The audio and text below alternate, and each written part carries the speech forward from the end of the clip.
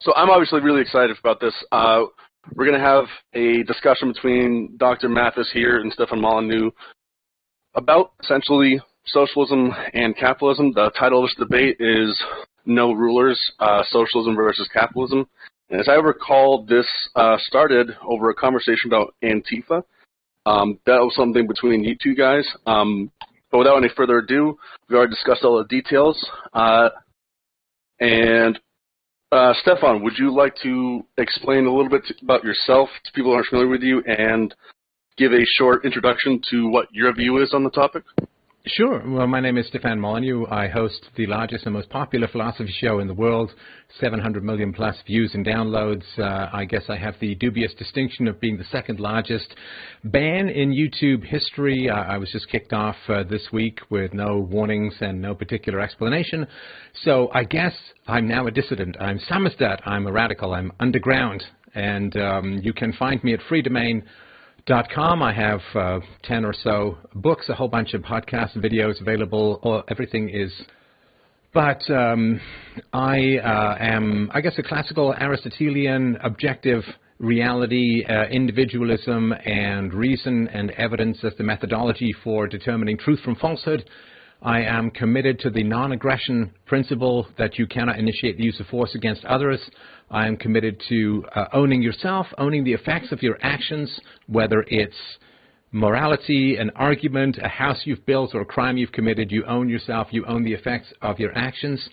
So the combination of the non-aggression principle and property rights gives us a free market society, and I view the state, the government, as a fundamentally immoral institution that we need to outgrow, and the best way we outgrow that is to raise our children peacefully and reasonably.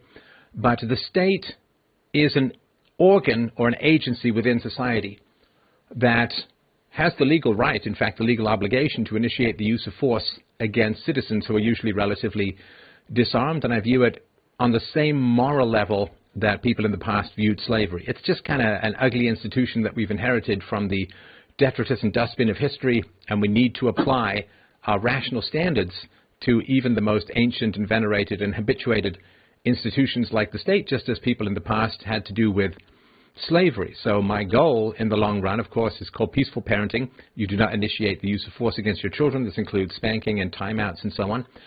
And through this process of peaceful parenting, we will eventually outgrow the need for a state to protect us from the criminals which generally come out of child abuse as a whole. Like, you know, society used to be structured around smallpox, and then we got an inoculation against smallpox, and we don't need to structure society around dealing with smallpox anymore. It's the same thing with peaceful parenting and criminality. The lust for power, the lust for taking without creating, for stealing and violence and so on, will be vastly diminished with peaceful parenting, and through that process we can achieve the goal of a universal moral standard called the non-initiation of the use of force, and that is what I'm going to be arguing for tonight: free trade, property rights, and the non-aggression principle. All right. And Dr. Mathis, would you mind telling people a little bit about yourself and your overall argument on this topic? Sure. I just wanted to make sure that everybody knew that currently right now on the Blue Politics YouTube, there's nothing live. So if that's something that needs to be addressed on your end, I don't know if you want to handle that or not, but I'm fine either way. I can go now or wait a little bit. There's currently no live stream on your YouTube channel. Okay, yeah. I'm not sure what's going on with that. It's my first time trying to live stream for YouTube. But we have the Twitch up. That's probably Timmy, and okay. I didn't hear back from Lance from the Surf, so I don't know what's going on there. Yeah. It turns out Lance pooped out, but okay. Later. So who am I? I am Andrew Mathis. I am an adjunct professor of humanities at the University of the Sciences in Philadelphia. And my background, actually, I have a doctorate in English literature, but I have been far more involved for the last 20 years in studying history, first informally as a member of the Holocaust History Project and as a co-founder of the Holocaust Controversies blog, and then for the last 5 years formally studying history at the university level. Completed a bachelor's degree in 2017, graduate certificate from the University of Edinburgh, just finished, and I will be enrolling in the fall in a master's program at the University of Pennsylvania. So my position essentially is that I am a socialist, and what that means is that I believe that the means of production should be controlled, ideally by the workers, by the people who do the work. So I think where Stefan and I fundamentally disagree basically has to do with this notion of what it means to be an anarchist. So the conversation that Steph and I had on Twitter basically had boiled down to what does it mean to be an anarchist? Can one be an anarchist? Was my contention. One cannot be an anarchist if one does not oppose the creation and sustaining of hierarchies. So here's essentially the argument that I would make in this regard. I would say that... sorry, real quick, Doctor. Yeah. I can hear you fine, but some people in chat are saying that you're low volume for them. Could you try moving a little bit closer to the microphone? I know that Steph is fond of defining terms, and I am as well, so I think that that's a good place for us to start in this discussion. So, capitalism, private ownership of the means of production. Individuals, entrepreneurs, business owners, what have you, they own the means of production, they hire workers, they contract those workers for a wage or a salary to do that work, but by and large the profits accrue back to the capitalist, to the individual owner of the means of production. My contention as a socialist is that, and it's based, to a large extent, although not exclusively, on the idea of the labor theory of value, that those people that actually do the work should be accruing most of the value to themselves. But my contention is that the means of production are therefore better held by the workers than by individual capital owners. Now, I think where we get into a bit of a blind alley, intrusive and hegemonic and violent by its very nature. I think, as Steph points out, that is what government is about. Government, as Weber says, is the exclusive use of force within the geographic vicinity. So, but I don't think that that's true. I think that there are other forms of socialism that can work equally well, if not better than what we would normally consider to be socialism, which is state socialism, which is the idea that the state, in representing the workers, however poorly or well it might do that, that controls the means of production on behalf of the workers. Ideally, in sort of my ideal society, this would be I would be more in favor of a syndicalist kind of model where workers were organized according to trade or according to type of work that they do, control the means of production within that particular sphere. Basically, the long and short of it is that there doesn't have to be a large intrusive government apparatus in order for workers to control the means of production, A. And B, and I think sort of the more important point to underscore here is that understanding that Stefan is an anarcho-capitalist and understanding that I am, at least in theory, an anarcho-syndicalist also requires, I think, both of us conceding at the outset that neither of us is probably going to anytime soon get things exactly the way that we want them. So we can talk about our ideal situations and or we can talk about how things are now and how they can be made better. I'm open to both of those. I'm open to one or the other. But I think that it's an important concession, at least that I make at the outset, that it's not possible for us to have no government right now. We have one. It has an enormous amount of power to itself, short of complete, societal disintegration, which, frankly, looks more possible now than it has in any time in the recent past. But short of societal breakdown, I don't see government dissolving anytime soon, and either my solution or Stefan's solution coming into play. So I can talk about the philosophy of anarcho-capitalism versus anarcho-syndicalism, but I'm more interested, really, personally, in talking about what we have now and how maybe it can be made better. Sure. I just want to, I know we got a bit of... Stefan, I believe you're locally muted on your end. Sure, sorry about that. So, Dr. Mathis, just a quick question so I know how to sort of frame what it is that I'm going to be responding to. What has been, if any, your experience in starting a business, in running a business, in managing a business? None. I have none.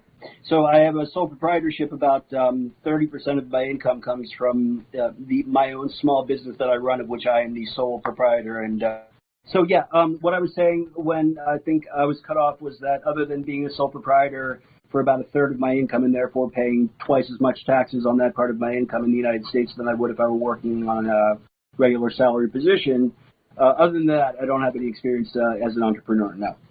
And listen, I mean, this doesn't completely, obviously, discredit, and maybe it doesn't discredit anything, but I just kind of want to point it out that I've been an entrepreneur for like 30 years now. I've co-founded a number of companies and built them up to fairly decent revenue, sort of 30, 40 people working there, and sold them. And so as an entrepreneur, you just kind of have a different view from people who learn about the market from books and lectures. And so again, this doesn't invalidate anything you're saying. I just really wanted to know if we were talking about experience or more theory. No, we're talking about, I mean, from my standpoint, we're talking about theory. I'm not an entrepreneur. My parents aren't entrepreneurs or anything like that. I mean, I would stipulate that by saying I also am therefore, you could draw the conclusion perhaps because, but I am not a member of the cult of entrepreneurship, therefore. My father's a PhD in economics, okay, so I used to have arguments with when I was a kid about the role of entrepreneurship in a healthy economy. And my father, for bless his heart, as a liberal as he is, he nevertheless holds a special place in his heart as a PhD economist for entrepreneurship. He sees that as being playing a decisive role in a healthy economy. I'm not denying, by the way, that it plays a role. I just don't fetishize it to the extent that I think that a lot of capitalists do. I understand that. Well, come on. I mean, I don't think we want to start off the debate, Dr. Mathis, with things like the cult of entrepreneurship and fetishizing things, because, come on, that's not really a very fair perspective. Let's try and keep things as neutral as possible so that we can have a more civilized discussion. Well, look, I mean, I still have you on voice. Okay, good. So I don't deny that there's risk involved in entrepreneurship, and I don't deny, therefore, that some reward should accrue with the risk that's undertaken. Where I think I run into an issue with it is this idea that workers don't have significant risk as well, if not perhaps more risk, because whereas the entrepreneur will often put up a significant amount of his or her capital in an act of risk, there is more often than not significant amount of capital that remains on reserve for that entrepreneur that won't be lost because it hasn't been gambled in that particular venture. Whereas for the worker, that worker either has his or her work or doesn't. And oftentimes, I mean, it's fairly clearly been argued over the course of the last 150 years, more often than not, without that salary, without that wage, things can go crooked pretty quickly. And, frankly, we've seen that over the course of the last 3.5 months in this country. Well, I mean, okay, so let's sort of deal with a couple of things that you've said, starting sort of from the end and working backwards. I mean, for myself, I worked for probably close to 18 months without salary to start a business, and it wasn't like I had a lot of money to fall back on. I had to sign promissory notes to get loans to cover payroll, and things were kind of brutal at times. There's a lot of sleepless nights when you're trying to figure out how to get people paid, which those people don't have to face the same challenges. So there is a lot of risk and a lot of investment, particularly if you're not coming from a wealthy family, to entrepreneurship. And when I started doing this philosophical work on the internet, I took like a 75% pay cut, and things were quite exciting for quite an amount of time, as they remain to be even now, 15 years later. So, I mean, but the level of risk to me that's a personal choice. It's a personal taste. Some people take more, some people take less. But you said a couple of things about the free market that I wanted to get more clarity on because I'm not sure I quite understand them. So you said private ownership of the means of production. That is not at all a requirement of the free market. I mean, if you want to start a factory and you want to hand out shares, you want to hand out slices and bits and parcels and pieces of the company to your workers, you are certainly permitted to do that. There's nothing that prevents this kind of experimentation. When you say the profits accrue to those who have the capital, who owns the means of production, that's not true entirely. Of course, the workers gain some share of the profits, because if there aren't any profits, there's no money to pay the workers. So some of the profits do get back out in terms of wages. And you referred to the workers. I mean, I even hate this kind of this differentiation. The people, the laborers, is those who do the work. Well, that's not the case. Being an entrepreneur is a very, very large amount of work. The bosses don't just sit there counting bags of gold in the executive suite while everyone else does all of the work. There's a lot of work that has been done by the people at the top. You said that the means of production are better held by the workers, which of course begs the question, what does better mean in this context? And the wonderful thing about the free market is it doesn't deny any particular configuration of ownership structure. So it doesn't say, well, the workers can't own the means of production. That's illegal, right? Because a truly free market maybe, and there are examples of this in the economy, as you know, maybe having workers controlling the means of production is extremely efficient and positive, in which case you'll out-compete the hell out of people who have more top-heavy ownership structures. And so there is nothing that compels what you call by private ownership, given that the workers, so to speak, are also private citizens in a free market. There's nothing in the free market that says that the owners have to own the majority of it and they give next to nothing to the workers. It's perfectly acceptable. And of course, when I was as an entrepreneur, I was very keen when I was on boards of directors, very keen to make sure that ownership was handed out to the people who worked for me, and that worked out really well. The company founded 25 years ago is still running, still in operation, and some of the people I hired are running it now, which I couldn't be more thrilled with. And part of that was because of handing out ownership of the means of production to workers. So you can experiment with just about anything in the free market outside of, direct theft and fraud and so on. But you can organize the ownership of the means of production in any way, shape, or form that you want. You don't need a government to come in and forcibly seize the means of production, and then the workers all cross their fingers and hope that the rich and powerful don't take control of the government, which they always do, and hope that the government treats them well. What you want, of course, is as many conceivable experiments in the free market as possible to figure out the best way to allocate resources, because you don't know and I don't know and no central planner knows and governments don't know, because without the price mechanism there's no way to allocate resources. So when you say, well, private ownership of the means of production, it's like, yeah, well, that's one possibility in terms of the bosses owning the means of production, but there's just about every other configuration that you can think of. When I first started the company, I owned a significant chunk of it, and I gave it away to a bunch of the workers to motivate them, and they did really, really well, and we outcompeted and did really well and began to dominate the marketplace through that.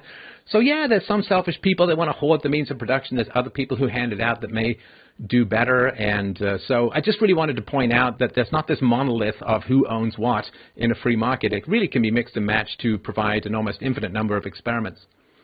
Okay, well, a lot actually. So let's try to go to some extent in the order that we've gone here.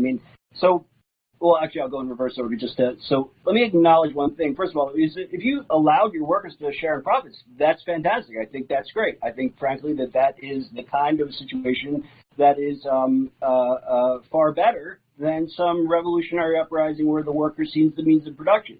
It seems to me that on some level, the way out of a hard revolutionary socialist uprising, with guillotines and the whole 9 yards, is some better understanding of allowing the workers to share in the profits that a business creates. So I applaud you for doing that.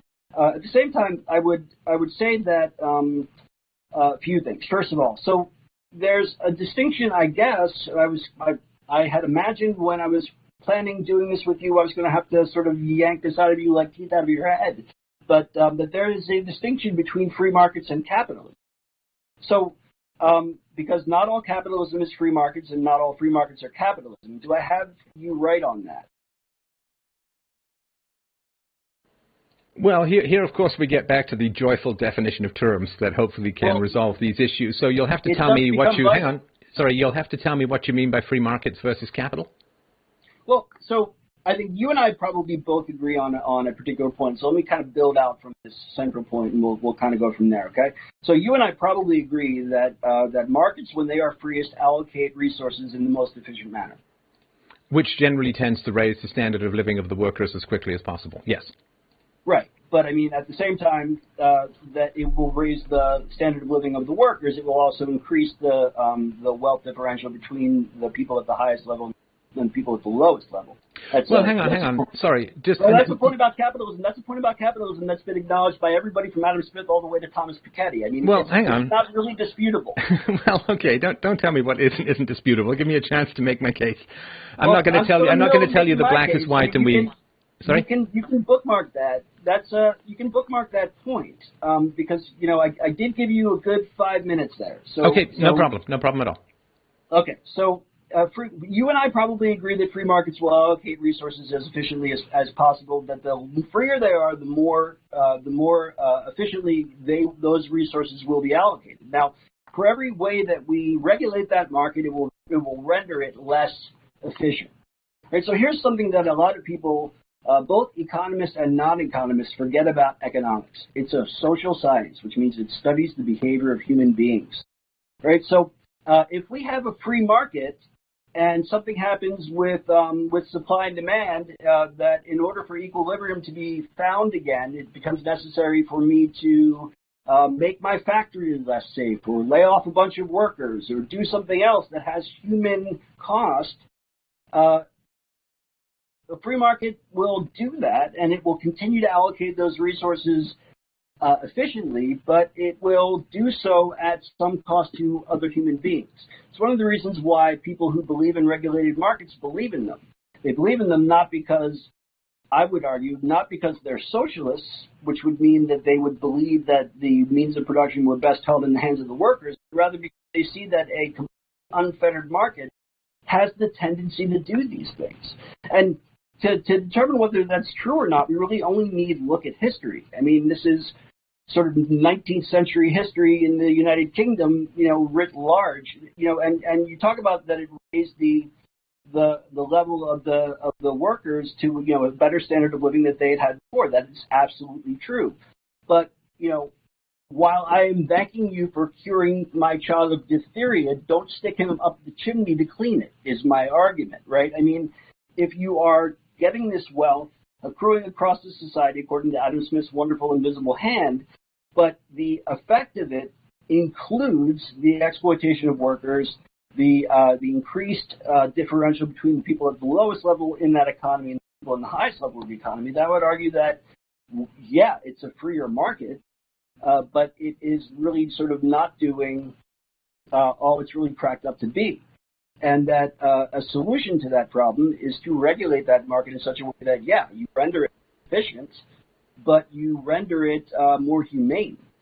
And so hang on, let's try and pick a little of this apart, because this funny word. It's almost like magic. I know that's not an argument. I'll sort of explain what I mean by that. So people have this wand called regulation, but you understand that your very concern for the capitalists who are going to exploit the workers also applies to the regulators who are going to control the industry, except the regulators have guns rather than economic incentives. So whatever fears you have of the capitalists being like mean monocle-wearing Dr. Burns or Mr. Burns kind of exploiters, it also applies equally, if not more so, to the people you're going to have regulate those markets. In other words, if people are selfish and exploitive and drawn to control others for their own profit, exactly the same situation is going to occur for the regulator. So coming up with the word regulator as if somehow you've got this group of angels who have no selfishness, no meanness, they're not corrupted by power, who are going to be your regulators. Like, the more you fear the capitalists, the more I fear the regulators, because the worse the capitalists are,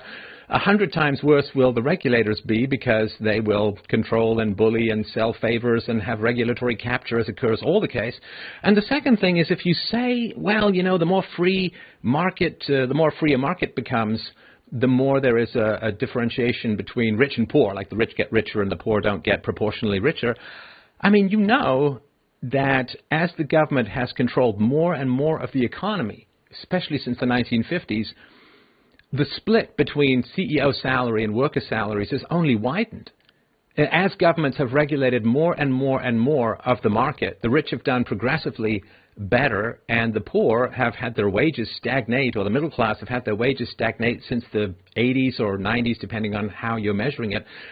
And that's just the kind of basic fact that I think would have you question the theory, because as more of this regulation is occurring, which is supposed to close this gap, the gap is in fact getting wider, which is kind of the opposite of what you claim. So the single most common way that a market can be regulated is through taxation. And one thing we know for sure about regulation in the U.S. economy since the 1950s is that it's gone down, not up. I mean, it's just not disputable. The marginal tax rate under Eisenhower, a Republican, I will remind you, was 90% the highest marginal tax rate. By the way, during the 1950s, when the highest marginal income tax rate was in the 90s, Howard Hughes became a billionaire. So it wasn't like it was just stopping entrepreneurship dead in its tracks to have a highly confiscatory, and I have no problem admitting that it is that, highest marginal tax rate. On top of that, it was Reagan, Bush 1, Clinton, and Bush 2 that did further deregulating. I mean, this is what Reagan did. Reagan grew government, that's true, but he deregulated markets.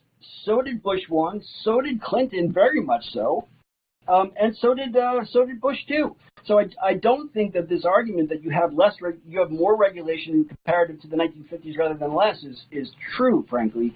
A second point that I would make, and I think that this is actually maybe the point philosophically between me and you, is that whenever there is a talk about government and the gun in the room and all of that, the thought that comes to my head is that it is amazing to me that you don't apparently see that economic coercion is every bit as compelling as political coercion. And that gun, being figurative most of the time, by the way, is in some way more potent than the threat of me losing my home or my kids starving, something like that. It's violence any way you cut it.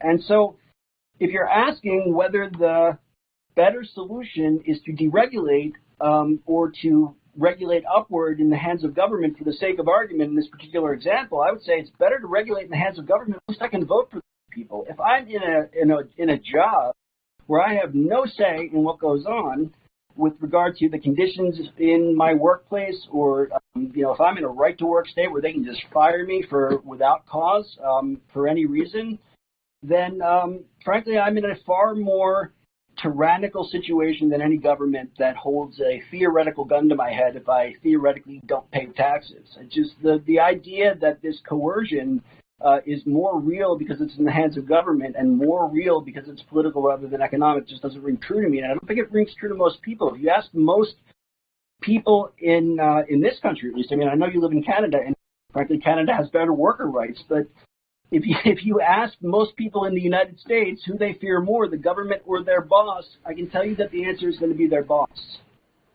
Okay, so, I mean, I've heard this a bunch of times before, that the taxes on the rich were very high in the 1950s. I'll put a link to this at the end.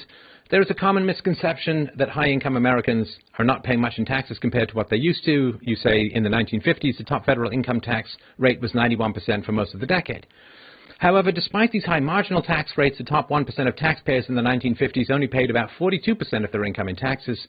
As a result, the tax burden on high-income households today is only slightly lower than what these households faced in the 1950s. So the 91% tax bracket only applied to households with an income over $200,000, about $2 million in, when is this article, 2017 dollars. Only a small number of taxpayers would have had enough income to fall into that top bracket, fewer than 10,000 households. So it is really not the case that there was almost nobody being taxed at 91%, and 91% was only on a very tiny slice of the income from 10,000 households in America. So that's not very big. As far as regulatory growth, yeah, the regulatory growth has been absolutely huge.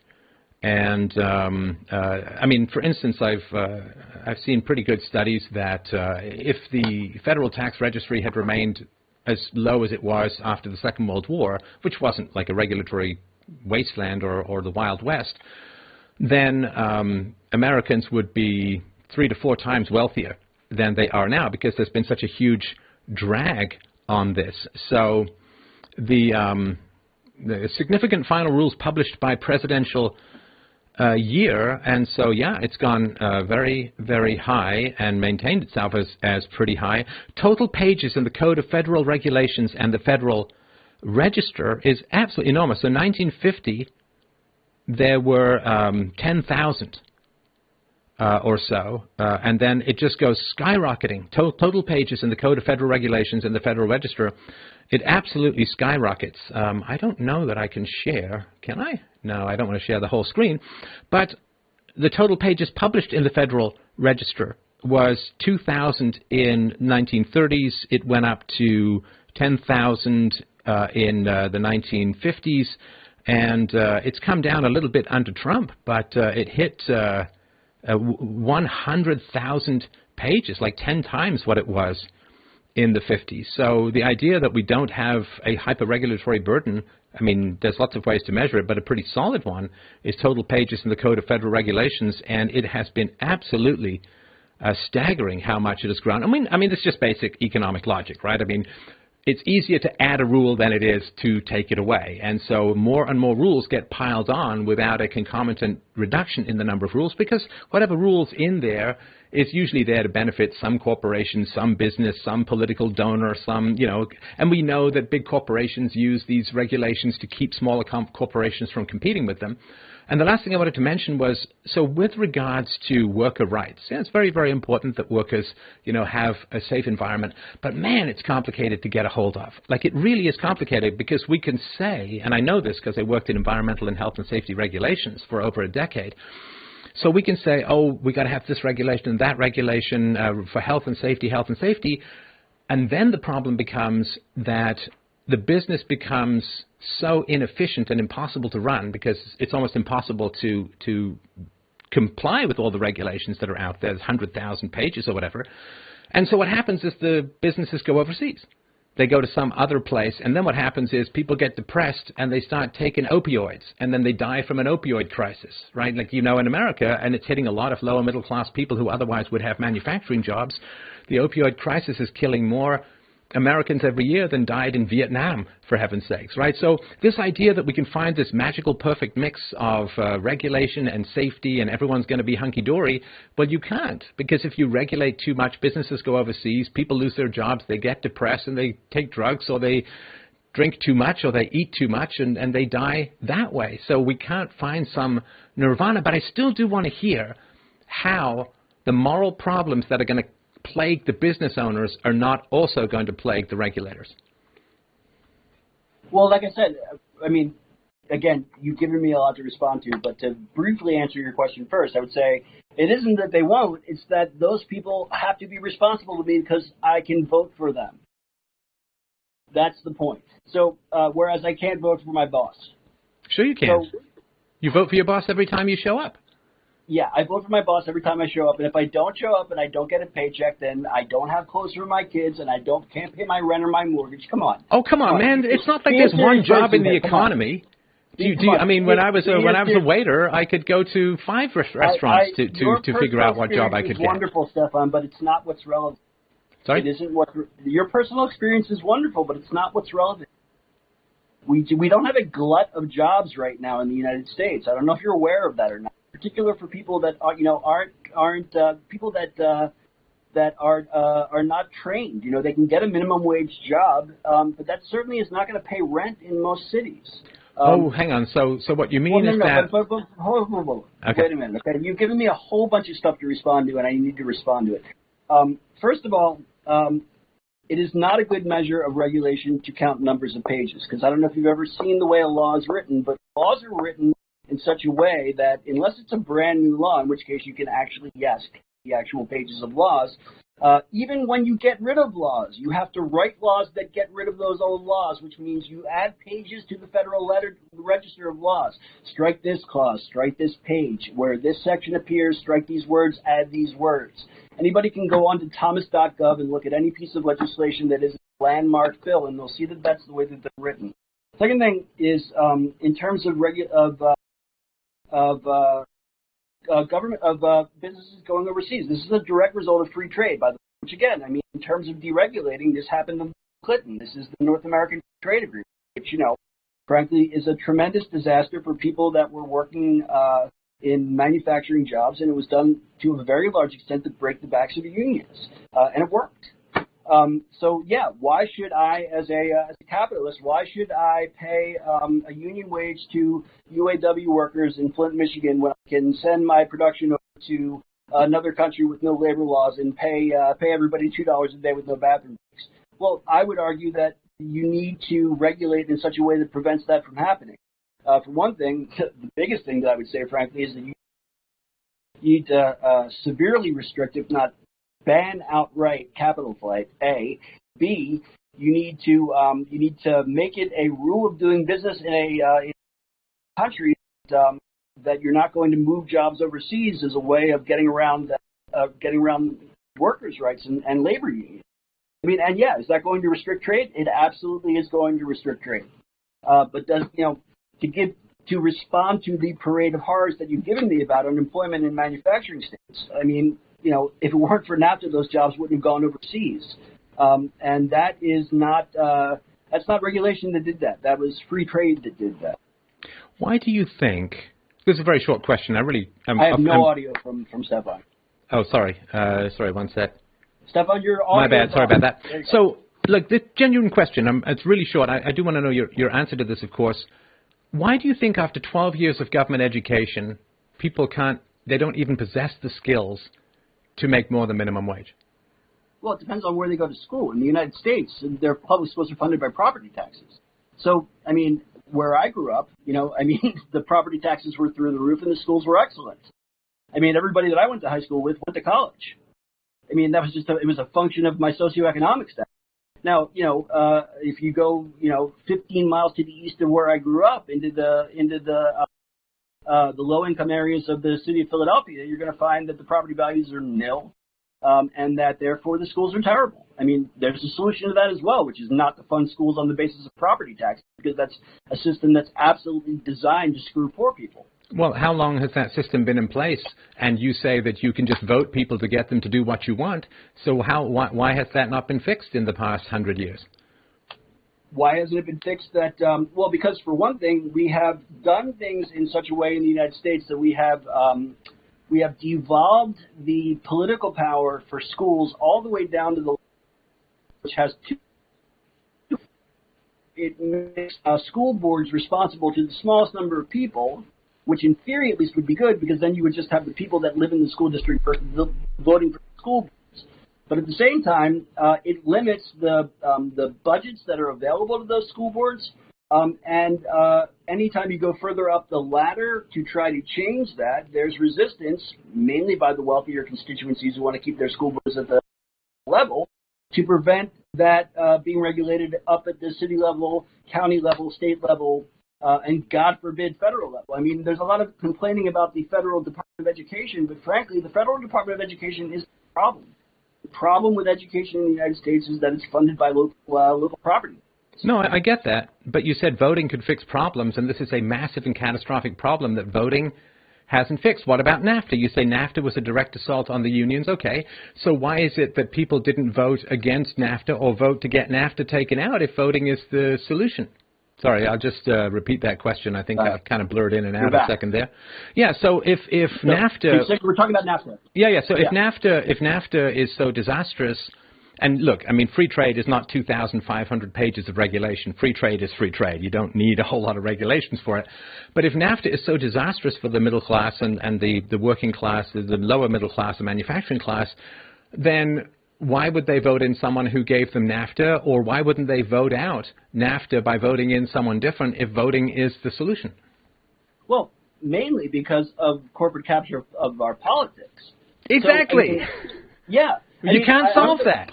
I don't think, well, you maybe you can, maybe you can't. I mean, the situation, frankly, has gotten monumentally worse in the United States over the last 25 years because now there's unlimited campaign spending that can be done by corporations on political campaigns. I mean, one thing that you can do, quite frankly, is not allow that. One thing that you can do is restrict campaign donations.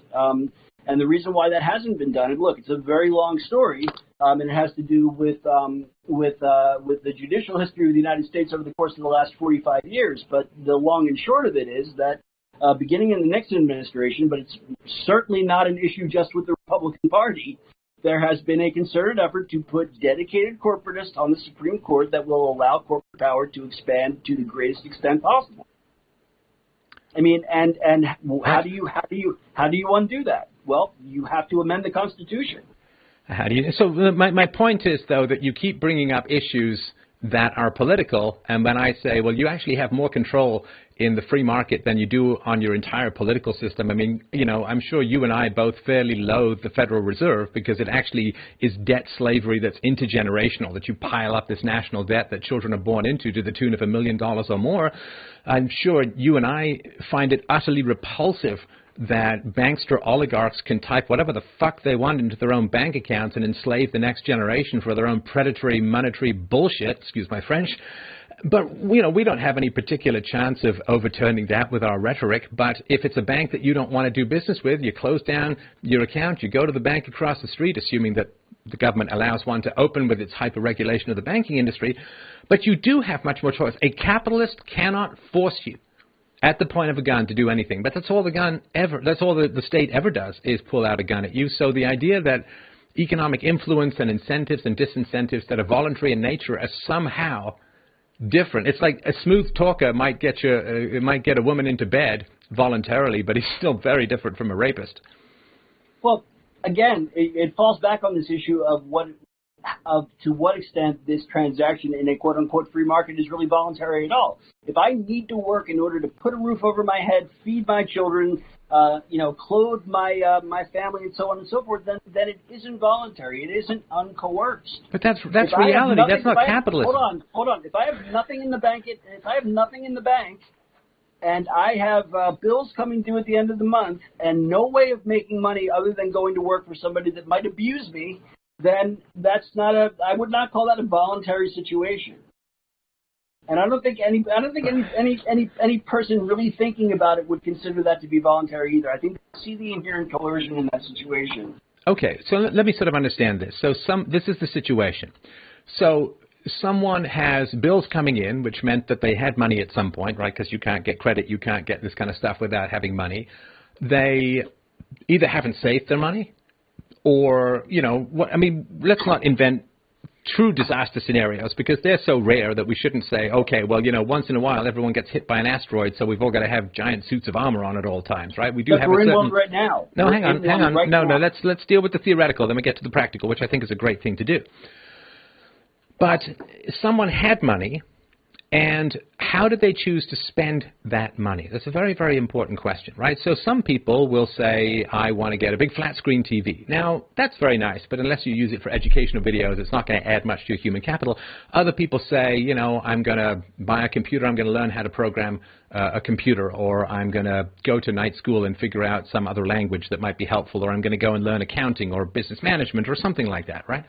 And that's the way that you have job security is you encourage people. First of all, you should start businesses. If you care about workers, you should start businesses because that bids up the price of workers. I mean, the fact that I hired over 100 people over the course of my career drove up wages incrementally to everyone else. So I dare say I've done a little bit more for the workers than you have. But the important thing is that you have to work on maintaining your skills and upgrading your skills. And the fact that people need food and the fact that people need shelter, that is not a characteristic of capitalism. That is a characteristic of reality, in the fact that we need, as biological organisms, as you know, we need to consume calories in order to stay alive. So blaming capitalism for reality seems kind of odd. It's like yelling at gravity when you decide to jump off a cliff and say it's gravity's fault. But that's just reality. And of course you can go and get another job. You can start your own business. You can move. You can go and work for someone else. You can, there's so many things that you can do when you are resourceful and believe in yourself and all this Horatio Algier stuff, which sadly has kind of gone out of vogue. When there was a recession, I weeded gardens. I took care of old people. There's so many things that you can do that you're never just dependent upon one person. Now, with the government, you are. So let me ask you a yes or no question. And I realize that's kind of a loaded. I'll do my best. Loading the deck of my favorite. But did people start to death under feudalism? Yes. They did? Oh, God, yes. All the time. Really? Peasants on estates starved during feudalism? Oh, and in fact, one of the big problems with feudalism was because there was so little communications networks, so few roads that were possible, especially in the rain. You could literally have, I remember studying this in France, you could literally have a village in one area of the county that had too much food. And you had another village that had a crop failure or some sort of locust storm or some sort of bug or whatever it was. And they would actually be super hungry. Some of them would starve to death during the Black Death and afterwards the Black Plague, and afterwards there was massive waves of starvation. So, it was a terrible problem. You're talking about a specific group of people that are being affected in this particular, which are the urban tradespeople. Because no, these are farms people. No, the crops fail. Because then look, yes, crops fail, but the bottom line about feudalism is that the system doesn't work if you don't feed the peasants, and peasants work on farms, so they get fed. I mean, look, I can recommend to you and any number of people listening to this, any number of books on feudalism, and talk about how it was basically at the very top of the things that needed to be done to make sure that the peasants had enough food to eat, because otherwise they wouldn't be able to do any work. It was a system that was designed to make sure that the people at the lowest, while they had no political rights, certainly, and there could be beaten at will, and any number of other indignities that they could be subjected to, what they weren't subjected to was privation. They weren't concerned about where their next meal was coming from, where they were going to live, and whether they were going to have clothes. And that's a situation that was created largely by industrialization and capitalism through the process of urbanization. Look, I hate to evoke the patron saint of socialism, Karl Marx, on this one, but I think he makes an excellent point about what industrial capitalism did in the 19th century, which is that it took away from the people on the lowest rungs of the economic ladder the ability to subsist. Okay, look, dude, I mean, it's great to read Karl Marx, but you got to read other things as well. Here's something from... Here's something. We can insult each other all we like. No, come on. The medieval world the medieval world was Hold on a second here.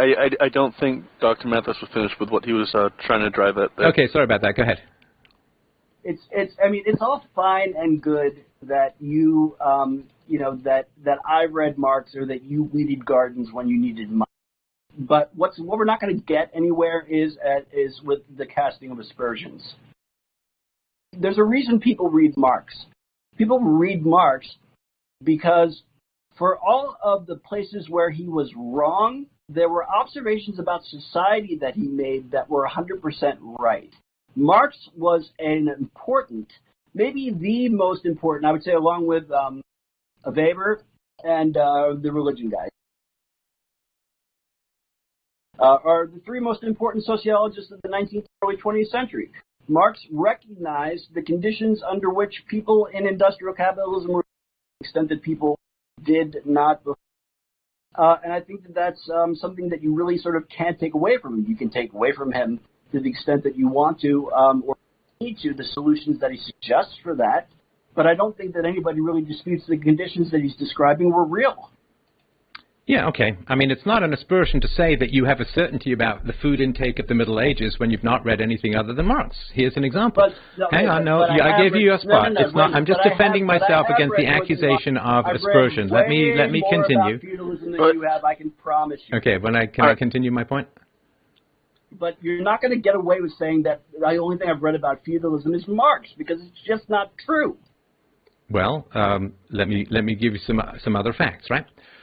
So the medieval world was a very hungry one. Even the biggest castles and the wealthiest lords could not afford to have enough grain to withstand a famine. Malnutrition was always present.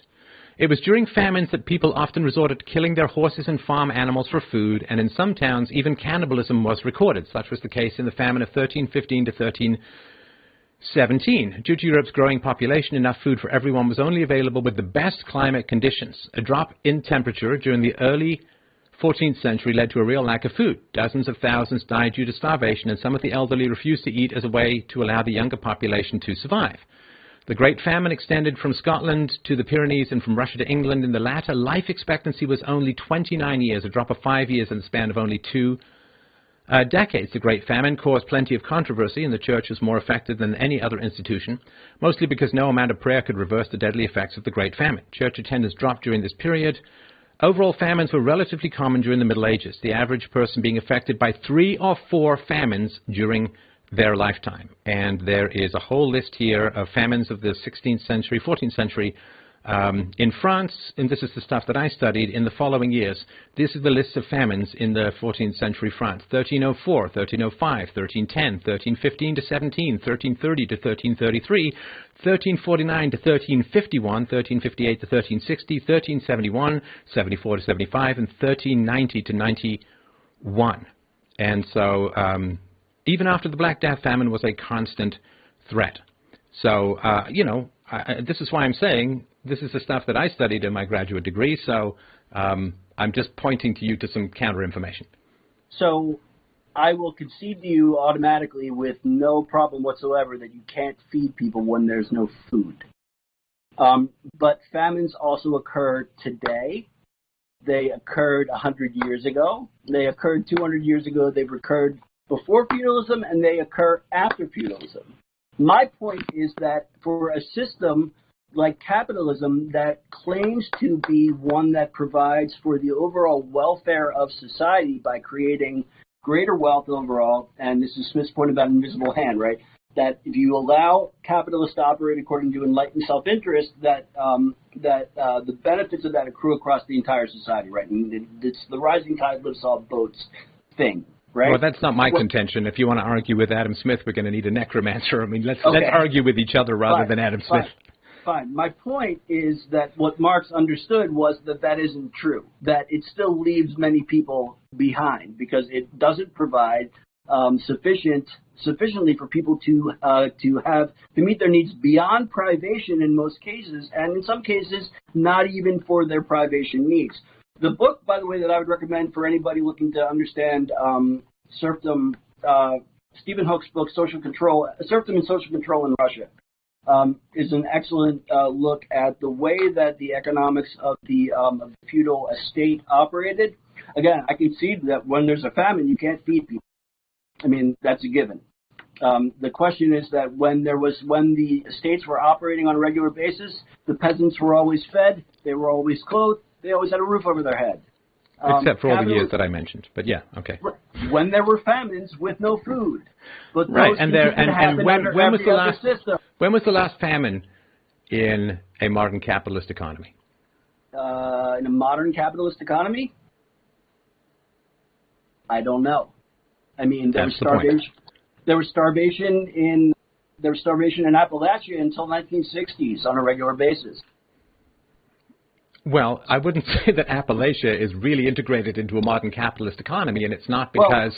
but I thought they were kind of on the land, so they had enough to eat enough themselves, right? But come on, you got to understand that you're not going to talk about famine occurring 4 to 5 times in someone's lifetime in a modern Western capitalist economy. It doesn't happen, okay? I mean, let's at least...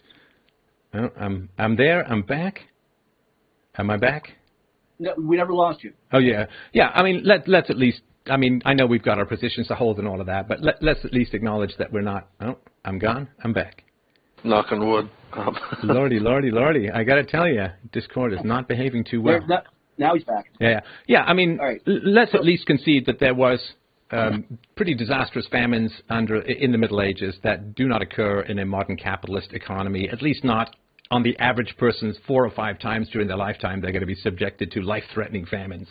No, of course. I mean, we understand things like, crop rotation and irrigation and, ways of keeping food from rotting in silos that we didn't understand before. There's any number of ways that we've been better able to prevent famine. I mean, even in agricultural communities with a relatively tenuous relationship with capitalism, that's the case. Anyway, I feel like we've gotten fairly far. No, let me ask you this. So, and this is a question that I do really like to ask of socialists, right? Yeah. The horrible flat line for 150,000 years, give or take, of human history. People surviving on 1,200 to 15 calories a day, life expectancy. I mean, it wasn't so bad if you got out of childhood, but, half of children dying before the age of 5, and no capital accumulation, no modern economy, no real labor-saving devices and so on. I guess my question is, 200 years, give or take, right? I mean, things really did change. And I completely understand that the aesthetics, so to speak, of the Industrial Revolution were ghastly. I mean, you've got soot-stained kids going up chimneys and working 16 hours a day and all of that, and that's brutal and so on. Of course, the life expectancy of children did go up, and children did live longer because they weren't dying out in the countryside of various accidents, illnesses, ailments, famines, and so on. But what do you think changed 200 odd years ago that birthed the modern world? I mean, my answer is the free market. I mean, there's lots to it, but where does the socialist, or I wouldn't say the socialist, I want to debate with you, not some abstract guy, but what's your answer as to what changed so much, so foundationally, that we have so much wealth now? Well, I mean, I think for one thing, there's an enormous influx of wealth that came as a result of colonialism. I mean, I think that's, I'm sorry, you just cut out there. Could you just repeat that? Sure. Can you hear me now? Yeah.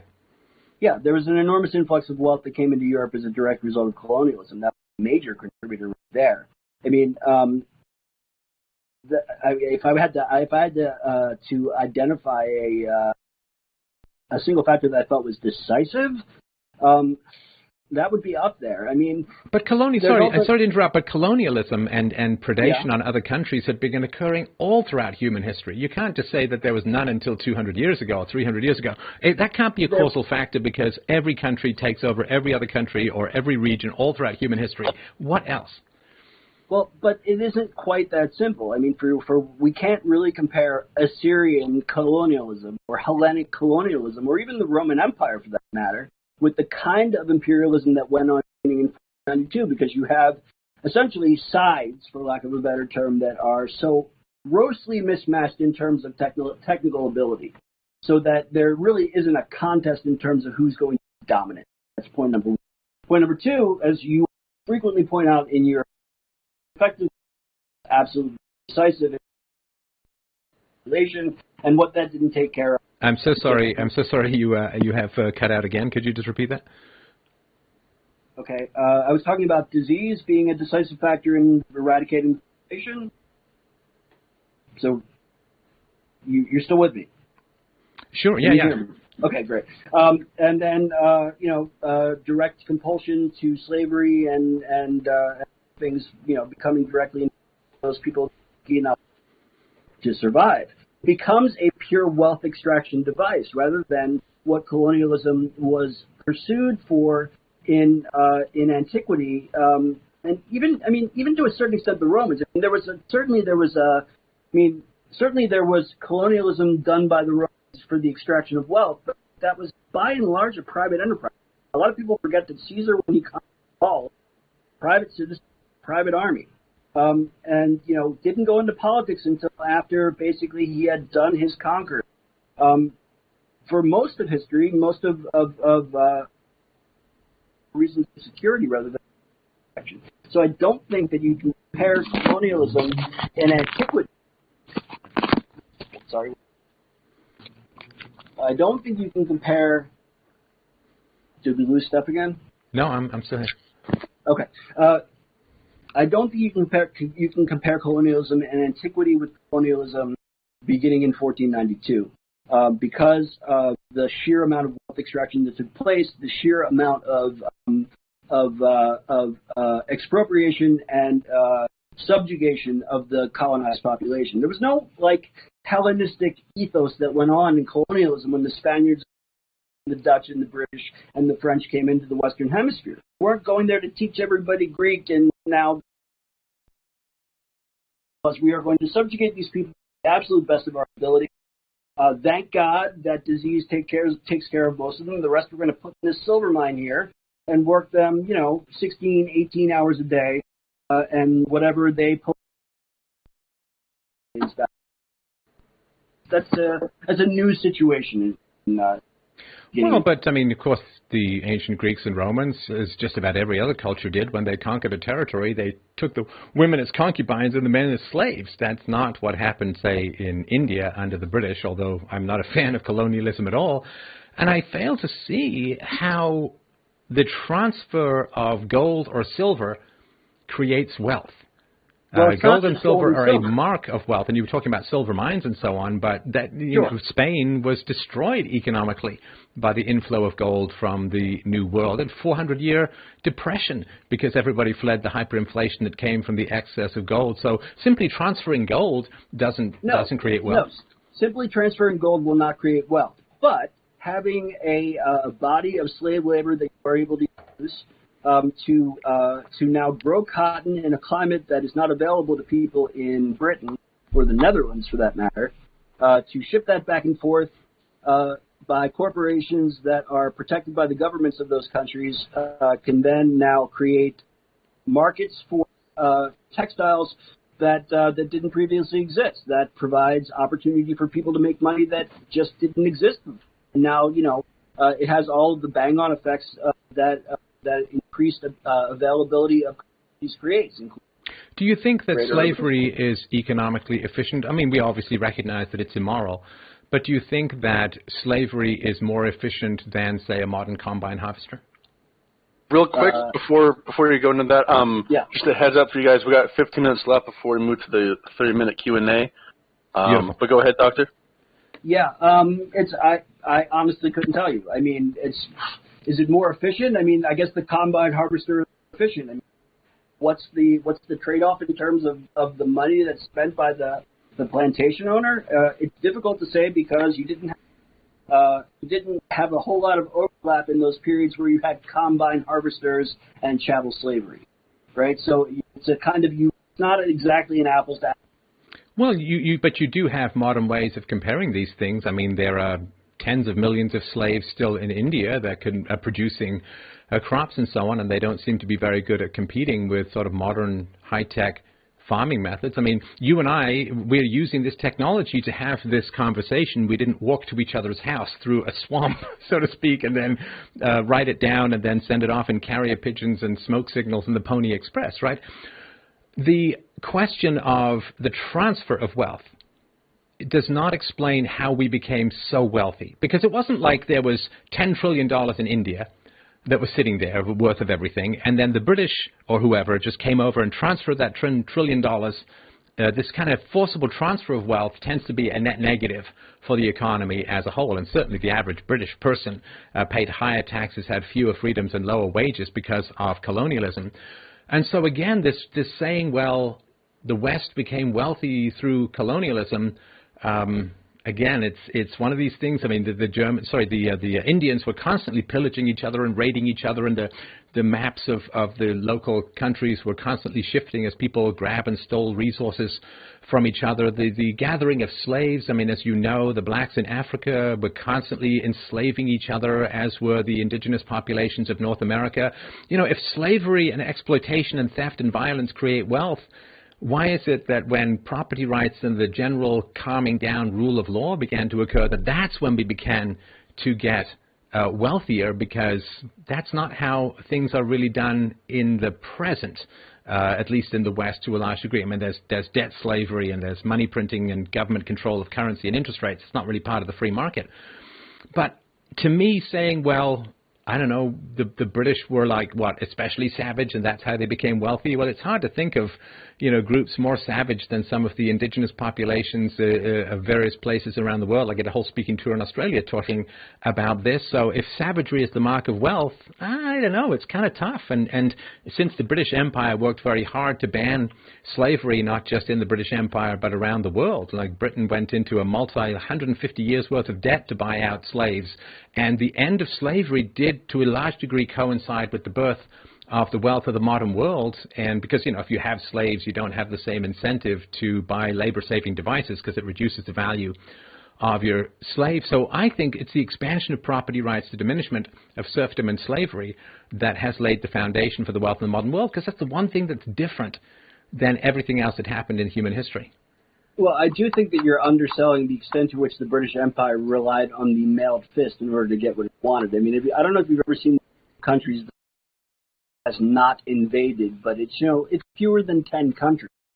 So if you get some idea of the extent to which the British imposed itself through sheer military might, I mean, let's face it, the defeat of the Spanish Armada and the end of World War II, the British Navy is the single most powerful military force on the planet. It had to be. Necessity is the mother of nation.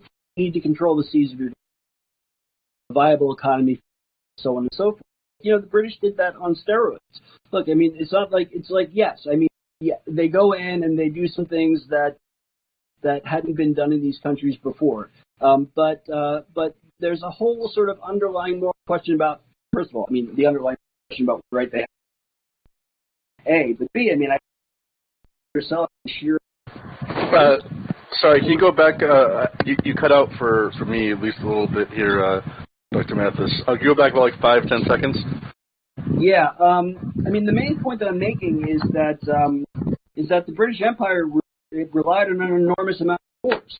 I mean, it's allow me to briefly give you an anecdote just of a conversation I had with somebody, not Stefan, on Twitter, I don't know, a couple of years ago, about this guy defending British rule and talking about how the British came and they brought free trade and this, that, and the other, and how wonderful it is that the British had set up Hong Kong. And I said, they set up free trade using the single most powerful military force in history up until that point. You can call that free trade if you want, but it seems like there's an awful amount of coercion that setting that up.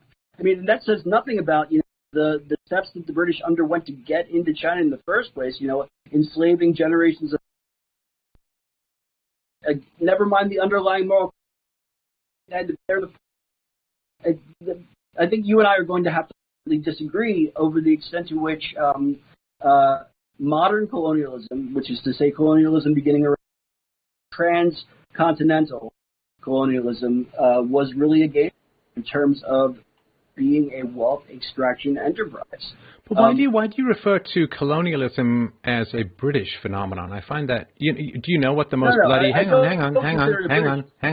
on. What was the most bloody conquest in human history? Do you know? You're going to say it was the Mughal conquest of India, but I would actually counter that and say it was probably the Mongol conquest of China. Okay, so if brutal conquest and wealth extraction was the basis of modern wealth, then why were those two civilizations not enriched to the point of an industrial revolution? Well, for a couple of reasons. First of all, in both of our cases, it's in facing the Mughals or China facing the Mongols, what you don't have is essentially a population of sitting ducks who are poorly equipped to fight back, who don't have immunity to the diseases that were things like that. The second point, I guess, is that because of the amount of, and by the way, for the Mongols, they were largely not sedentary. So the idea that they were going to set a business enterprise was kind of secondary to their thinking. For the Mughals, it obviously was, but it required a tremendous amount of expenditure to keep order. I mean, it doesn't stop when the last Indian waves the white flag when the Mughals come into India. That's a very different situation from the one where Native Americans are in. It's just a very different game that's being played. I mean, China was... Well, it's not really a game, right? We're talking about the Muslims in the invasion of India. The Muslims killed between 60 and 80 million people. I mean, that's not a game. And if you're going to talk about brutality as a source of wealth, why are they not the wealthiest culture in the world? Why is India not the wealthiest country? No, well, the Muslims who invaded, who slaughtered 60 to 80 million people in India. At the time they were. Have you seen the Taj Mahal? Oh, come on! The Taj Mahal is just one of the many palaces throughout history that did not. Like, look at it's like saying that you had an industrial revolution in ancient Egypt because they had the pyramids. No, but what I'm saying is that you're not considering rather the level of wealth that the Mughals actually had. I mean, for most of recorded history, China was the wealthiest country in the world. You know that, right? I mean, it was by far the wealthiest because it produced goods that other countries didn't have. And so it was able to charge large amounts of money for those goods. Now, that wealth doesn't change the fact that China was the wealthiest country in the world for all those years, that the British Empire was far wealthier in the 19th century, does it? Sorry, that what was far wealthier? That the British Empire was far wealthier in the 19th century. But the question is, but the question is why? Why was the British Empire wealthier? If you're going to say it's brutality, well, the Muslim conquest of India was far more brutal. And again, you're talking about the invasion of China as well. So if you're going to say that it was brutal colonialism that was the source of the wealth of the modern world, you have significant problems because there was massive amounts of invasions and conquerings and slaughterings and so on that did not generate the modern world. Well, sure, but again, there are other factors to be considered. I mean, to go back several minutes in our conversation, I would say, by the way, the other decisive factor in things change other than colonialism, although I will continue to say colonialism is the major. The other one is Renaissance. I mean, just the influx of a massive amount of scientific knowledge that Europe can build, basically, that begins with to sort of cross over throughout the rest of the continent, and then the Reformation gives that an enormous boost in terms of the ability to separate them from church power. I'm sorry, that cut out for me. Could you repeat the last couple of sentences there? Sure. Just saying that beyond colonialism, which I will nevertheless continue to contend was the decisive factor, I would say that the Renaissance and the Reformation are also major contributors to what happens in terms of the creation of wealth in Europe. I guess we would say that probably really take concrete form in the 80s. That's a direct result of scientific knowledge via the Renaissance and the ability to separate from church power and to a lesser extent from state power as a result of the. And what are the other cultures that you would consider equal in brutality to European culture in history? I didn't say that European cultures were brutal. I said that European colonial. Okay, so what other colonial events throughout history would you consider equal to or greater in terms of brutality? I'm just wondering, if it seems kind of Eurocentric, like every time you talk about colonialism, you're talking about the British Empire, which is just one of the hundreds of empires throughout human history.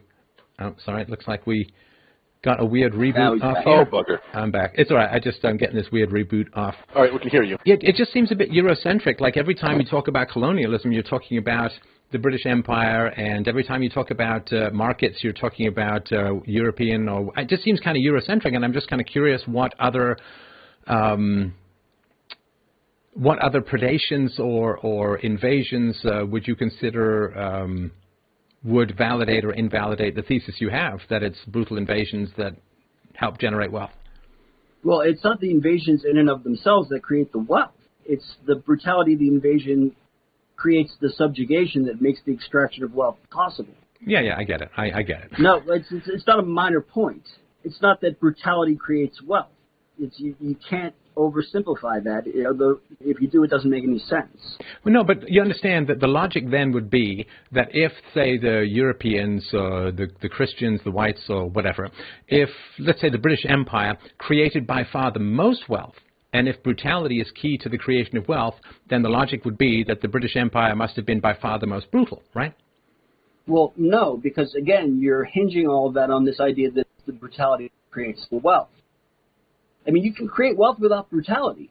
I'm just saying that in this particular case, brutality was necessary to create the subjugation by which wealth extraction became possible. No, I get all of that. You're not hearing what I'm saying. Okay, so if brutality, we can do the shorthand. I get that, you go punch a tree, you don't get a watermelon. I get all of that. I get it's around subjugation, the transfer of blah, blah, blah, right?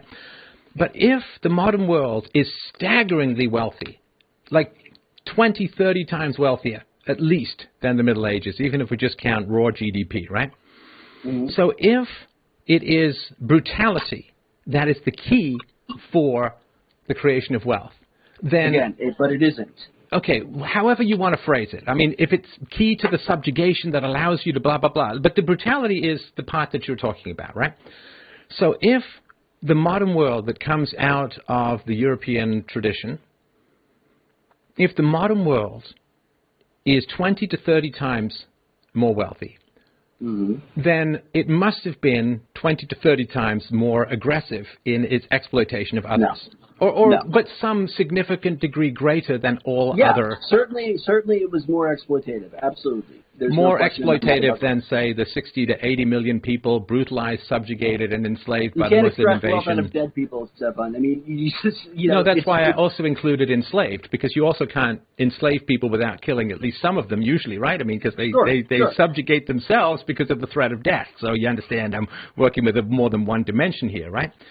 So because this is my concern, right? If the modern world's wealth is based upon exploitation, then the British, let's say, must have been by far the most brutal colonialists throughout all of human history, because they created the most, or got the most wealth, so to speak, right? But there are other... No, not necessarily. Not necessarily. No, you said that brutality and the subjugation was key to the wealth generation. It was, but that doesn't make it worse than others. You're then there's another factor. There has to be another factor then. Yeah, I mean, another factor, for instance, like disease. Like, it was not necessary to kill 60 million people because a large number of... Sorry. I mean, I'm not sure what you're asking me to concede here. I mean, the fact of the matter is that I pointed out that the British used brutality in the first place because you were kind of gilding the lily and that they hadn't. Wait, I said the British didn't use brutality? No, you just kind of said that they had you implied that their touch was more gentle than I was appropriate to suggest. Wait, now I implied something? Wait, I'm not sure what that means. What did I say? I don't know that I can say it any more clearly than I already did. Well, no, you're not quoting me. You're just saying I implied something that you heard in your head. You did. Right? What did I imply? You implied that that the British had established a certain standard of living for itself and for the world sort of at large without and that it had done so in a, as I said before, in a less brutal way than a less brutal way than what? Than I thought was appropriate to state. I felt that the way that you framed the way that Britain take it. Right. No, this is really illuminating for me, and I don't mean this sarcastically. This is genuinely like mind blowing to me, right? Because I've always tried to figure out this unique hostility that socialists have towards the British, the Europeans. Happen to be my ancestors, neither here nor there, right? But I've always been trying to sort of figure out, like, I don't talk colonialism. It's always the British in India, or the British in North America, or whatever. It's never anybody else, right? But now I get it. Now it's crystal clear to me that it's because if wealth comes from exploitation and Europe became very wealthy, it's because Europe was the most exploitive. I mean, that's kind of I know I'm oversimplifying, but that's the basic drive. And I think that's where we fundamentally disagree. That Europe became wealthy because it allowed for the free market, and colonialism was bad. I mean, colonialism was wrong. It was destructive to the British population as a whole, who got regularly dragged against their will onto ships to enforce the ruler's wishes. It was bad for the free market because you had, as you know, the British East India Company, all these capital charters from the government, so there's no free trade and so on. But all of these things occurred under a larger perspective, a larger movement, which was more free trade and more free markets domestically. And every power throughout human history had its colonialism, if it could get away with it. It had its predations and its enforcements of particular trade routes on foreign countries. That's a common, all throughout history. You can see this, of course, all throughout ancient Chinese history, Indian history, you name it, right? And so, to me, the difference is not the predation, not the exploitation, which occurred all throughout human history. I mean, the serfs were unbelievably exploited. They were bought and sold with the land like cattle, right? I mean, and slaves were exploited, and the Incans were exploited. I get all of that, right? But all of that was occurring simultaneously to the growth of some pretty important aspects of the free market. I remember doing research for a novel many years ago and reading a book published in the 18th century. I think it was 1752 or something like that, and it was one of these weird kind of half oldie time Shakespearean language, England's Treasure by Foreign Traffic. This idea that if you open up free trade, that England will become wealthier. And yeah, they opened up free trade pretty brutally. I mean, thank goodness that they did for Hong Kong, if not for the rest of China, because Hong Kong was a better place to be in the second half of the 20th century than China was. But to me, it is all of this stuff is going on, which is bad, and is a leftover of history, of exploitation and colonialism and predation and enslavement and brutality that was all throughout human history. But what did allow for the wealth to generate, which did not occur anywhere else in human history, was the growth of some aspects of the domestic free market. And if those had been allowed to grow faster, I think that the wealth would have been generated faster. And colonialism, by its definition, is a violation of the free market and of free trade because it's government coercion. It's funded on debt. It's funded on something even worse than slavery in general, which is the forced enlistment of military personnel and so on. So I don't really have a question here. I finally really get this exploitation creates wealth. Well, the British were the wealthiest, and therefore they must have exploited the most. That to me is really illuminating, and that's like a plug in my head that really does help me make sense of this position. So real quick before you respond, Doctor. Sure. Oh, sorry. We're in our Q&A time here. I was going to ask if you guys wanted to do closing statements. If you're fine with it, Stefan, that sounded close to a closing statement. If you're okay with it, can we have Dr. Mathis respond and then just go into questions? Is that all right with you, Stefan? I'm sorry, I have lost audio somehow. Let me just see if I can get it back. We got you then. So I was just asking, is it right with you if Dr. Mathis responds to what you said and then we move into the Q&A? Oh, he can't hear us? No.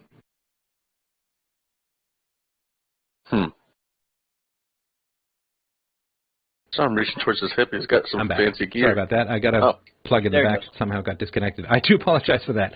I'm back. Okay, so yeah, I was just asking, are you all right if we have Dr. Mathis respond and then we move on to the Q&A? I mean, the main thing that I would say about this notion that Stefan just put forward is that it feels very much like wanting to eat one's cake and have it too.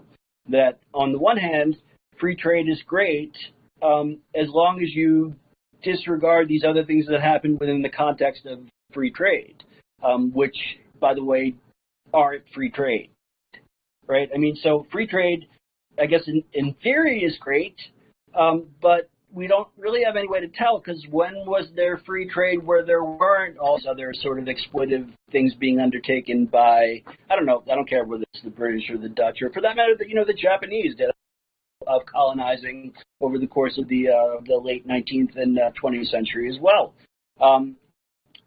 I just don't, of course, they weren't doing it for the sake of free markets. They didn't even claim it, but certainly the British and the Dutch absolutely did. And of course, the America's been doing it since the end of World War II, making largely the same argument. What I don't see is this kind of free trade argument being made where these excesses of exploitation and expropriation aren't also happening. And I guess it sort of brings me back to the point I made an hour and a half ago, which is that we can talk about things in theory and we can talk about things in practice. It seems more useful to me to talk about things in practice. I know where my preferences lie in theory, but I also understand that reality is a different set of circumstances. I'm sorry, I guess, that we didn't get into me getting to defend Antifa and get Stefan to bend to my will and admit that Antifa is the greatest thing since sliced bread. I was really hoping that we would be able to do that. Maybe we'll get to it in the Q&A. Or next time. But I will say that I obviously I remain sort of convinced of my position that and I think ultimately if I had to communicate a couple of core principles that I wanted to get across tonight, it is first and foremost that there is a significant amount of coercion and violence and force that goes.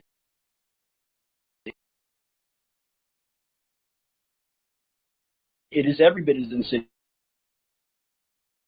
as when that force comes from government as it is when it comes from a boss or a factory owner or a capitalist or a banker or whomever. And I think that the sooner that we recognize that, the better off everybody is going to be. And that second of all, what socialism, at least in terms of how I understand it, which is the workers having greater control over the means of production, means is greater democracy, greater say over what happens in the workplace. If the restraint of trade comes at the hands of government, then again, at least it's in a democracy that is not vulturized by corporations and corporate power. I have the vote that can give me the ability to exercise some of that power, whereas in a workplace operating under capitalism, I don't have that right, and I think that's a situation that lends itself inherently to exploitation of practice, and therefore it adds to the problem rather than subtracts from it. And that's pretty much it. All right, should we get to our Q&A? Yep. So we've got another 20 minutes left here. First, obviously, thanks for coming on. Hope we can discuss this more again. I really would like to hear something. If you guys want to have a talk again, just about Antifa, I think now would be a fantastic time, with the protest to have that. But jumping into questions, what you guys were talking about for roughly the last 30 minutes, I have an odd way of looking at these things, and maybe I think it might be able to help clear things up here. Obviously, there's multiple reasons for why the West was the first to industrialize. Dr. Mathis, you mentioned the Renaissance and the downstream effects of that. I'm kind of curious, if we talk about colonization and hard imperialism, what percentage would you give it? This is where both Stefan and Dr. Mathis, would you say it's like 20, 50, 80% responsible for the wealth in the West? Well, for me, it would be a minus. I mean, that colonialism was a drag on the wealth of the West because forced reallocation of resources is, morality aside, we all get that it's wrong to initiate the use of force. Well, maybe not Antifa, but it is a net negative to the economy in the same way that rape is a net negative to love and theft is a net negative to owning things. It is a brutal destruction of wealth to steal from people, to enslave people, to take things from them. This is something that Churchill pointed out after the First World War with this sort of disastrous Versailles Treaty. He said, okay, well, we can go and take 1 million shoes from Germany and dump them on British markets, but so what? That just puts all these British shoemakers out of work, and then we don't have any shoemakers when we run out of German shoes. The transfer of wealth, particularly the forced transfer of wealth. And I have to really draw the clear line between something that I don't think the good doctor would agree with me on, but I'm very, very clear on this, at least in my own mind, want to be with the audience, that putting a gun to someone's head is not the same as offering them a job. The fact that I need to say this kind of stuff is kind of odd. Offering them a job, not offering them a job is different from putting a gun to their head. Asking a woman out on a date is different from rape, and asking someone to lend you $5 is different from robbing them. The initiation of the use of force is separate and distinct from offering a job or firing someone or not firing someone and so on. These things have influence and they have a big effect on your life, but the only way that you can solve voluntary interactions like having a job or not having a job is by saying to people, well, you're not allowed to fire these people, or if you try to pay them less than what we think they're worth, I'm going to put a gun to your head until you agree. You can't solve economic inequality without massive political inequality, giving a small group of highly corrupt people the right to point guns at millions or tens of millions or hundreds of millions of people and tell them what they have to do in order to stay out of jail. And what the state is, what do? They ask, they tell, and then they make. They ask you to do something, they tell you to do something, and then they make you do something. And if you resist them, they will shoot you down. They will kill you, or they'll grab you, put you in a jail where you could get raped. So the idea that somehow a voluntary economic interaction, which is kind of interesting because, I assume that the good doctor have his place in academia, which is paid for by taxpayer dollars and has a nice union ring around it that's forced into compliance by the force of law and so on. But no, voluntary economic transactions, however desirable or unpleasant they may be in the moment, are not at all in the same moral category as pointing a gun to someone's head and demand that they bend the knee or you put a lead bullet through their head. Well, so I didn't think that we were going to be returning to this topic. So I'll answer the question first, which is that I think that I had put it at a bare minimum of 50% in terms of how, to what extent is colonialism decisive in creating, quote unquote, the modern world. I wouldn't put it probably higher than 75, but it's in that range. I would say 60, maybe. I don't know. I mean, I'm an adjunct professor. I get paid $3,500 a class. I have to work a full-time job. When we began negotiating this whole debate, I pointed out to Stefan that my schedule is rather hectic because I work 60 hours a week, 6 days a week. So I'm not gaining anything from a union. I'm pretty much at the beck and call. Wait, but are you being forced? Well, no. Wait a minute. Now I've let you filibuster. So. It's filibustering when I do a speech. Okay. Okay. Yeah, it is.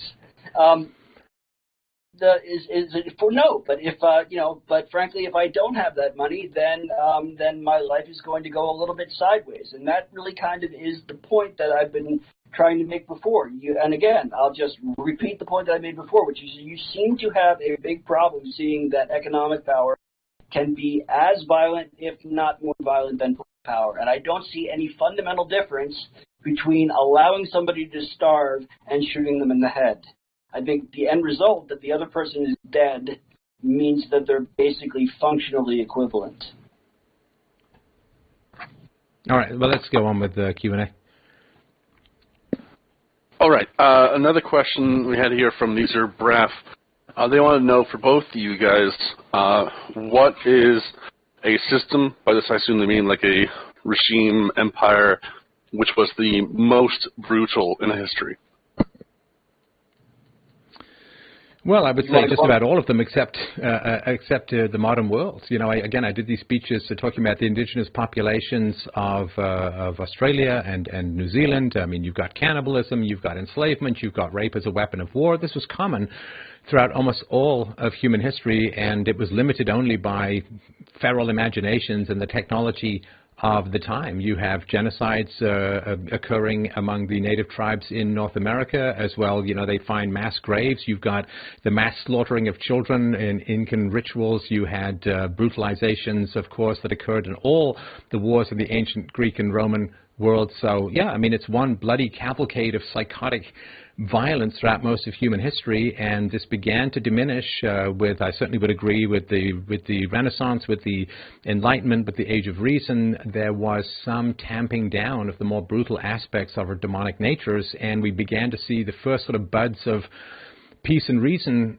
coming through. Now, whether this is because our philosophy certainly had some effect, whether it's because there was a brutal process in England and other places in the West where, you know, the most violent was simply hung and put to death, and we know that almost every aspect of personality is dictated or has strong influences from genetics. So whether that had something to do with that, whether it's because 300 years of religious warfare took out the most fundamentalist and literal-minded and brutal people in the West, it's a combination of lots of complicated things, but we did finally get some sense of morality that extended beyond particular tribalism or in-group preferences to the point where people said owning other human beings are wrong, even if they're a different race, even if they're a different religion. It's immoral to do that. And some of the colonialism was, of course, brutal. Some of it was driven by, I'm sure what Dr. Mathis knows, as the white man's burden, this idea that, you know, spreading market Christianity around the world was, you know, the wise course, and it was a disastrous course. Of course, it didn't transfer its course particularly well, and the brutalities were horrible. So I think that it's sort of like which was the worst of the worst throughout most of human history. I really choose to focus on the steps forward over the past couple of centuries that we've managed to make to the point where, you know, Dr. Mathis and I can have this great challenging conversation. Neither of us are pistols at dawn kind of guys, and, you know, we can have this nice conversation where we can really extract some interesting arguments. I've had my mind expanded and really understand his position a lot better. Man, that's some civilized stuff. That is some civilized stuff, and the more we can keep that going, the more chance we get to hang on to this crazy little gig called civilization. I would say, in terms of, I would agree with a lot of what Stefan just said, actually. I mean, it's hard to quantify one form of brutality as being better or worse than another. I think That said, that point stipulated, you can find a couple of notable exceptions over the course of the 20th century. I would have to say I would go with the old favorites, basically. I mean, I would say that if you want to look at truly brutal regimes, I would have to go with the Nazis on the one hand, just because of their sort of dedication to eradicating entire groups of people on the basis of their non-voluntary membership in groups. And on the other side, I'd have to go with the Khmer Rouge. I mean, when you have to be invaded by other communist countries to stop what you're doing, you're really kind of setting a real high mark for yourself in terms of just sheer brutality. But thankfully, those are more, I think, informed by their ideology than by the extent of their brutality. Unfortunately, we have this tendency to want to rank brutality on the basis of sheer numbers, and I'm not sure that's sensible. Really, frankly, moral. I think that we can look at current regimes. We can look at the one that I live in, and I would say that, comparatively speaking, it's a far more regime than the one that Stefan lives in, which is, comparatively speaking, a more regime than Bhutan.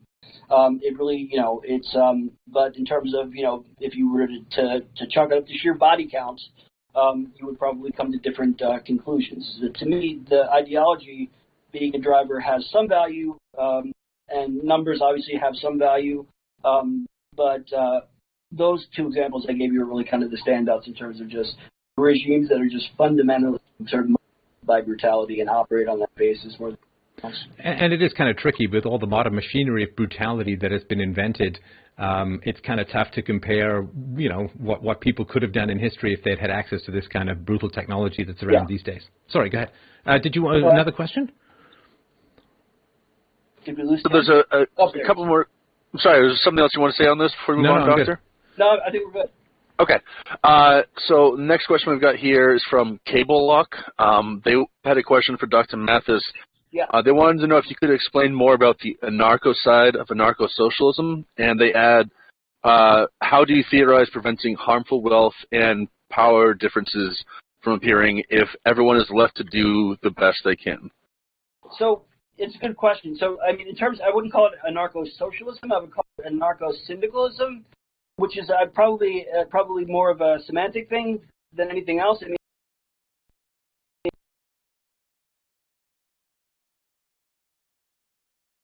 own the means of production, and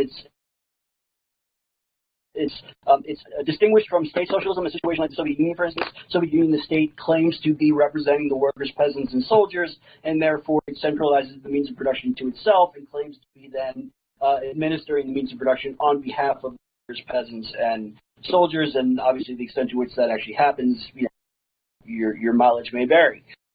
In a more anarchist environment, and here you would want to look at the ideas of people like Bakunin or Proudhon. Noam Chomsky, for that matter, is probably the most important person talking about these ideas right now, and David Graeber, the anthropologist, as well. In fact, I would really strongly recommend David Graeber's work for pretty much anybody. But they're talking about basically taking a trade union kind of format and having workers-controlled means of production through those organizations. To what extent, that being the case, is it then possible to prevent corruption? I think that the safety valve there is that when you place the means of production in the hands of workers at the level of a union or syndicate, you are at least erring on the side of democracy being more possible as a way of providing a check on unchecked power, on corruption, and on other kinds of depredations that we, unfortunately, we've seen them in unions as well as in corporations and every other kind of concentrated power. I mean, one of the reasons why anarchists are anarchists is because, we don't think that it's a good idea that power be centralized. So keeping it as diffuse as possible is the best way to avoid the inherent problems that come along with centralizing power. Just imagine that anarchists are Christians and power is Satan. That's the closest I can probably get to it. Yeah, agreed, basically. All right. So I'm a little bit confused where this is going. Maybe you'll understand what they're trying to say better here, Stefan. There's a question for you from Stargate Monkey. They want to know, does Stefan know that the debt from ending slavery, the crippled economy, went to paying off the slave owners up until 2015? Yeah. So the British, this was a genuine moral crusade. And I do think one of the greatest moral crusades, if not the greatest moral crusade in history, was the British focus, which came out of its Christian ethics and its Enlightenment ideals. It was the first worldwide attempt to end the practice, the international practice of slavery. And yes, the British went into enormous debt in the early 19th century to buy and free slaves. The British poured a huge amount of blood and treasure into stopping slave ships and releasing slaves and freeing slaves. I've got a whole, well, I guess you've got to find out in BitChute or Library at the moment because it used to be on YouTube, but you know, hey, the British have their faults. I grew up there. I get all of that. But as far as like one of the most incredible things that has ever been done to move humanity forward, however imperfect it may have been, however it was done by the state, and however corrupt aspects of it may have been, you still got to give props where props is due, that one of the reasons why the modern world is largely, not of course exclusively, but largely free of slavery is the result of the British Empire. And it's always something you sort of think about. Okay, so like 2 million white Europeans were taken by the Muslims into slavery, which was like 5 times the amount of blacks that were taken to America. And if you were a slave, this is kind of my way of thinking about it. It's not much of an argument, but I think it's an interesting perspective. You say, hey, well, if I was a slave, would I be happy about the British Empire? And I got to think that the answer is yeah, because it's better to not be a slave in most circumstances than it is to be a slave. And there was a huge amount of work done to end slavery. It was a moral crusade, came out of Chesterton and other people. A lot of Quakers, of course, the whole abolitionistic movement, and it gives you a sense of just how long these things can take, right? I mean, it started in the 18th century and reached some fruition in the 19th century, and, you know, there are still pockets of slavery out there in the world, more than pockets, really. There's 50 million slaves in India. There are still slaves in Libya. There are slaves in the Middle East, of course. But nonetheless, it still has, I think, it's one of the great achievements, one of the great moral achievements in history was the focus on ending slavery. And it just bothers me a little bit when people overstep that and just focus on colonialism, because I think you got to have a view of both sides. All right. So we got 2 minutes left here. I know Mathis just said you got to go at 10 sharp. So I'll just ask 2 more questions, one for each of you, and I'll ask Dr. Mathis first. So when talking about capitalism and socialism, the so-called third positionism always is lurking in the back of the mind because of historical context. Mm-hmm. And Dr. Mathis, you wrote about the Turner Diaries. Do you think that fascism is on the rise in the West? And if so, what is fascism? So that's a lot, and I'm going to try to give you as complete a picture of this as I can. So a lot of different opinions about what fascism is, but there is this idea within the study of fascism that fascist minimum. Like, what do you have that makes something fascism that is lacking in other right-wing authoritarianism that isn't fascism? And the answers are basically 2 things. First of all, anti-Marxism. And the other one is what Roger Griffin called palingenetic ultranationalism. It's the idea that not only are we ultranationalist, and that is almost exclusively always a ethnic nationalist rather than a civic nationalism, but that it's a nationalism that claims to be reclaiming an ancient glorious past. So, right, the Nazis called themselves the Third Reich. That's recalling the First Reich of the Holy Roman Empire, the Second Reich of the German Empire. Mussolini, he calls on the Romans as a way of calling up a great Italian past. Never mind that, you know, Italy and the Roman Empire are obviously very different polities, very different forms of government, very different times and places, so on. If you have authoritarian, anti-communist, ultranationalism, basically that's fascism. Is it rising? Yeah, it's definitely rising. Now, there are very few cases that I would say you can identify that I would sort of qualifiedly say is outright fascism. But I mean, I'm beginning to feel in many of these cases like if it looks like a duck and quacks like a duck, it's probably a duck, right? I mean, talk about Orban in Hungary, where there is sort of open attacks on minorities, whether Roma or Romanians, for that matter, in Hungary, or Jews. Obviously, the perennial favorite, moving in an authoritarian direction by now closing down their parliament. Relying very heavily on anti-left-wing rhetoric as a way of mobilizing a right-wing, sort of more populist kind of base. You can see it to a lesser extent. I mean, Hungary is probably right now the prime example of where it's happening in Europe. It's, look, I know I'm gonna get in Dutch with Stefan for saying this, but when Trump says "Make America Great Again," he is engaging in a form of palingenetic ultranationalism. When he is whipping up his base using attacks on communism, quote unquote, however sort of poorly defined and delineated, he is. And I don't, by the way, think that maybe he's personally fascist so much as he's sort of playing by the guidebook, because after all, if it didn't, then we wouldn't have had fascism for a solid 20 years in Europe in the previous century. But it's difficult to look at the situations of growing authoritarianism in Brazil, in Hungary, to a lesser extent in the United States. But again, we're moving in an uncomfortable direction for me. In India, in the Philippines, you see these regimes have some certain things in common: attacks on minorities, attacks on the left, moving away from democracy, and a very strong sort of call to national pride. Those are all hallmarks of fascism.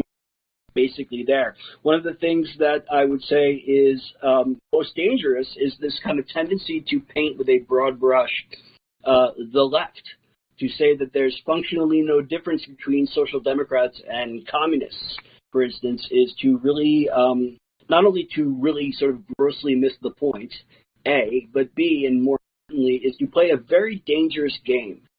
Because what you are doing in characterizing the left in that way is you are pushing away the possibility of a compromise with people on the left who are willing to negotiate, and are instead pushing the left into those positions that are radical ones. This is what we saw in Europe in the 1920s and 30s, and obviously the results weren't good. One way of understanding World War II, particularly on the Eastern Front, is to see it as a showdown between the forces of socialism and the forces of nationalism.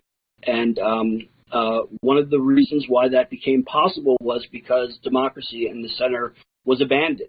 And it was abandoned at least in part because of this push to characterize all of the left as inherently disloyal, untrue, not part of us, not among us. The slogan of the Nazis against their primary political opponent during the last days of the Republic, the Social Democratic Party of Germany, was, and it rhymes in German, was who are the traitors, the Social Democrats? I mean, the Social Democrats are the people who had basically put down the Communist Rebellion in 1919. These were not communists by any stretch of the imagination, and yet the idea that because they were socialists, they were disloyal, had to be eradicated from the nation. This is a dangerous, dangerous game. And calling people who are, calling Democrats who are to the right of Eisenhower, quote unquote, far left, plays directly into that same series of circumstances. Anyway, I hope I answered the question, because that was kind of more than I had meant to say when I started saying it. No, I think it was a good answer. And so last question, and then we'll close up here. I'm going to get you over while you're doing that. Oh, okay. So if we don't, I don't know if you said enough, but if you already had enough, thanks for coming on, Dr. Mathis. Really appreciate it. Good conversation. And thank you, Stefan. Good night. Right. So last question, and we'll close up here. This is for Stefan from Lil Bill. So obviously with, the wound's still fresh from Susan Wojcicki. What is next for you? What are your plans moving forward? Gymnastics, hair modeling, Bolivia. Well, I mean, what do you do? I mean, you can't just fold up your tent and go home, because I think that the world needs philosophy. The world needs reasoned arguments, and it needs challenging ideas, and it needs a pushback against orthodoxy. That's the spark which lights the tinderbox of the human mind. So what it is for me is to continue to have great conversations like the one tonight, to continue to engage with my listeners. I do this through my server. You can check it out at subscribestar.com/freedomain. And to continue to work on presentations. Oh, I lost myself here. Discord is one hinky and twitchy mofo this evening. I just wanted to point that out. I don't know what's been going on this evening, but we've had a perfect storm. Yeah, so I do want to, I mean, I've got books in the works. I've got documentaries in the works. I love what I do. I mean, look, the opportunity to have a great conversation like tonight is a real pleasure. It's a real workout. It stretches my mind. It's a great challenge. I really, really enjoy it. And the opportunity to serve the world in this kind of way, yeah, okay, there's opposition, and yeah, there's name-calling, and there's all this nonsense about the white supremacy and all this kind of garbage, which is nothing I even remotely believe in, and something I would explicitly reject. As an anarchist, of course, I don't want anyone to rule over anyone else, least of all racially. But the goal is to continue to talk about reason and evidence, to pick up the topics that everyone else is too afraid to touch, because those may be the most important topics. You know, that there are topics that were forbidden throughout all of human history, and the people who stepped up and broke those taboos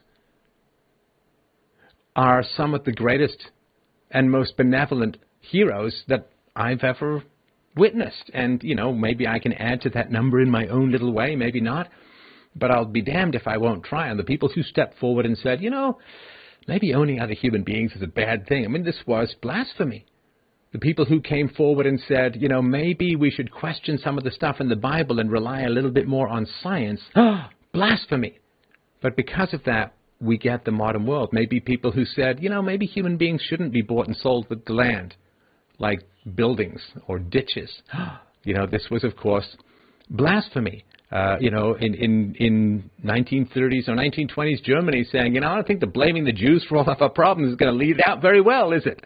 And those people were considered to be blasphemers in some ways. And so it certainly is true that there are ideas that are appalling and so on, but there are also ideas which feel appalling that can be enormously beneficial to us. And that is, as long as I'm working on my principles, self-ownership, property rights, non-aggression principle, universally preferable behavior, I will continue to navigate the debate landscape, the human intellectual landscape, with that as my guide. And if people get mad, well, it's really a reflection of their reaction rather than my arguments. To get mad at a person for making an argument is as immature as breaking a hammer because you don't know how to use it, and it's really a very, very bad idea. We don't want to go back to blasphemy laws. We don't want to go back to things you just can't talk about, however challenging they may be, because if the ideas are good, they need to be heard, and if they're bad, they need to be exposed. So more of the same, and hopefully even better. All right. Well, thank you for coming.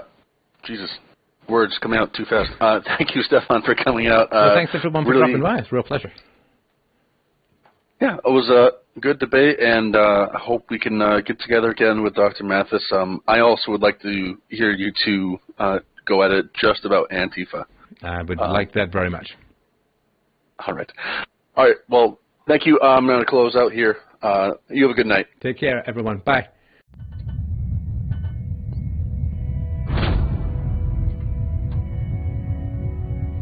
Well, thank you so much for enjoying this latest Free Domain show on philosophy, and I'm going to be frank and ask you for your help, your support, your encouragement, and your resources. Please like, subscribe, and share, and all of that good stuff. to get philosophy out into the world, and also, equally importantly, go to freedomain.com/donate to help out the show, to give me the resources that I need to bring more and better philosophy to an increasingly desperate world. So thank you so much for your support, my friends. freedomain.com/donate.